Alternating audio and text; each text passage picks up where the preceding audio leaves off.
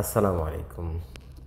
আজকের ভিডিওতে কথা বলবো সৌদি আরবের বাংলাদেশ সরকার একটা সেবা চালু করছে, যেটা হচ্ছে সৌদি আরবের প্রবাসীরা এই পাসপোর্ট সৌদি আরব থেকে করতে পারবে বাংলাদেশ দূতাবাসের মাধ্যমে।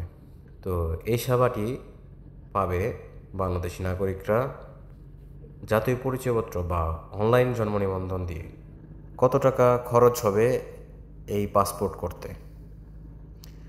তো 48 পৃষ্ঠার 5 বছর মেয়াদের ই পাসপোর্ট করতে প্রবাসী শ্রমিক ও শিক্ষার্থীদের খরচ হবে 125 রিয়াল, জরুরি হলে 190 রিয়াল, পেশাজীবীদের জন্য 415 রিয়াল, জরুরি হলে 625 রিয়াল।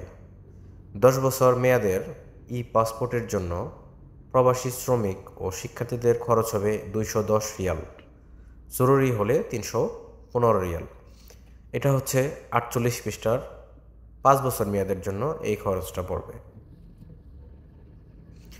তো আরেকটা আছে 10 বছরের জন্য, যেটা হচ্ছে 210 রিয়াল নর্মালি, আর আপনি যদি ইমার্জেন্সি করতে চান তাহলে হচ্ছে 315 রিয়াল খরচ পড়বে।